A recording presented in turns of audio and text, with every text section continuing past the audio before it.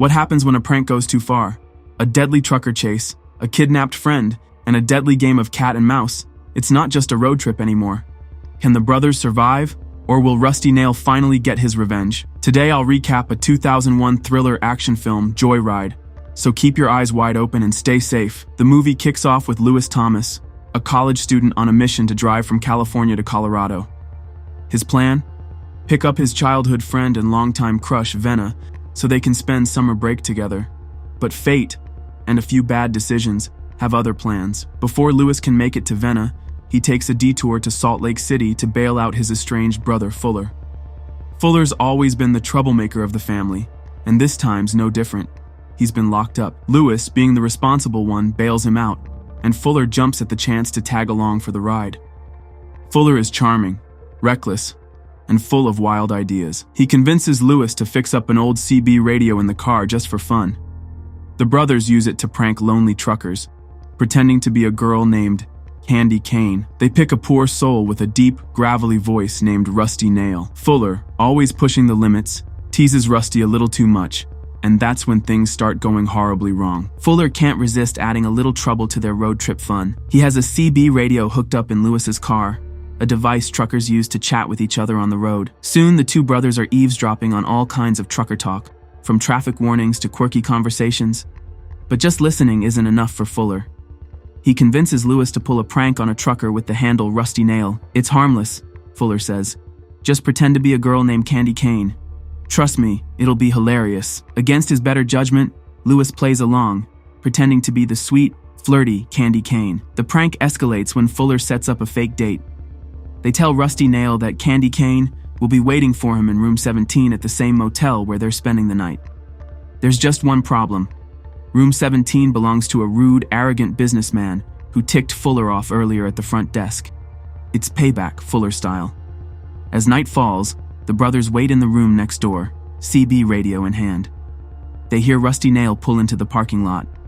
Tension thickens as footsteps echo down the hall. Suddenly, voices rise. An argument breaks out. Then there's the chilling sound of a struggle, something heavy slamming followed by silence. The next morning, things get way worse. Lewis and Fuller wake up to find out that the police have found the businessman they messed with, lying unconscious on the highway. But it's even worse than they thought. The man is in a coma, and his lower jaw is completely ripped off. Lewis feels guilty, and finally admits to the sheriff that they were involved in the prank.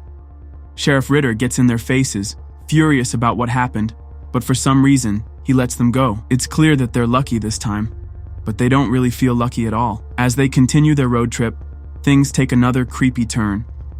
They hear Rusty Nail's voice on the CB radio again. Rusty Nail is still angry, still looking for Candy Cane, and he's not letting it go. Lewis tries to explain that it was just a prank, but Rusty Nail isn't having it. He demands an apology. But Fuller, being Fuller, doesn't apologize. Instead, he mocks the trucker. That's when things get really creepy. Rusty Nail tells them that they better fix their broken taillight, because he's following them. In a panic, Lewis and Fuller pull into a nearby gas station. They try to call Sheriff Ritter for help, but they can't get through.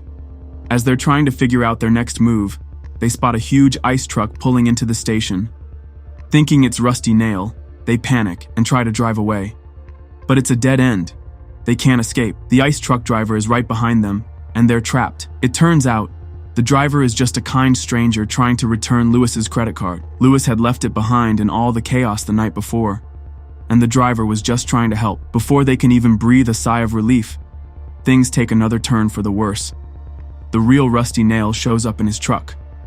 He slams his truck into the ice truck and begins to slowly push Lewis's car toward a tree. The sound of metal scraping and crunching fills the air.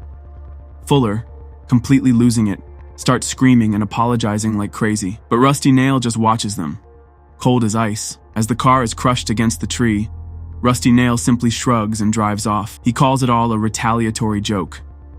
Nothing personal, just payback for what they did to him. After what feels like a never-ending nightmare, the brothers finally think they're safe.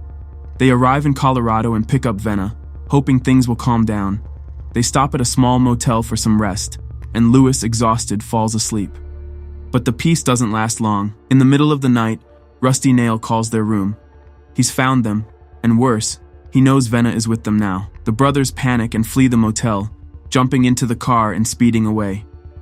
As they drive, they start seeing strange messages from Rusty Nail. Spray painted on road signs, the messages are clear. Look in the trunk. When they pull over and open the trunk, they find the CB radio that Fuller had thrown out the window earlier. It's a chilling sign that Rusty Nail has been one step ahead of them the whole time. Rusty Nail doesn't waste any time. He contacts them through the radio again, his voice cold and threatening. He tells them he's kidnapped Charlotte, Venna's friend, and he's waiting for them. He orders them to head toward a nearby cornfield. When they arrive, the brothers and Venna get split up in the maze of tall corn stalks. Rusty Nail isn't done yet. He grabs Venna, disappearing into the night with her. Rusty Nail isn't done playing his twisted game yet. He sets up another meeting, this time at a different motel. The location? Room 17, the same room where he was pranked earlier. But this time, it's not a joke. Rusty has set a deadly trap for Venna. If the door to the room is opened, the trap will kill her. Fuller, desperate to save Venna, tries to sneak in through the back window, but Rusty Nail catches him off guard and injures him. Now Fuller is stuck outside, unable to get in. Lewis doesn't waste a second. He tries to free Fuller while the clock is ticking, but at the same time, the police are arriving to help Venna. They're rushing to get to her before the trap is triggered. As all this chaos is unfolding, Rusty Nail's truck appears on a hill above the motel. It starts rolling down, heading straight toward the building. The brothers work fast, and just as the truck crashes into the motel, they manage to free Venna and escape in time. When the police start to investigate Rusty Nail's truck, they make a shocking discovery. There's a dead body in the driver's seat, and to their surprise, Charlotte is still alive in the back, shaken but okay. After the crash, Lewis, Fuller, and Venna are treated for their injuries by the police and paramedics. They're shaken up, but at least they're safe, for now. While they're sitting in the ambulance, they get some shocking news. The dead man found in Rusty Nail's truck isn't just anyone. It's the ice truck driver who had tried to return Lewis's credit card earlier. The same driver who they thought was just a helpful stranger. As the group tries to wrap their heads around everything, something even creepier happens. From the CB radio in the ambulance, they hear Rusty Nail's voice again. He's not dead after all. In fact, he's alive and free, still out there somewhere, still watching them. So, which awesome movie should we recap next? Drop your suggestions in the comments below, and let's make it happen. Don't forget to smash that subscribe button so you never miss out on our movie recaps. We've got plenty more coming your way. Thanks for watching, and see you next time. Produced by Warner Movie Recaps.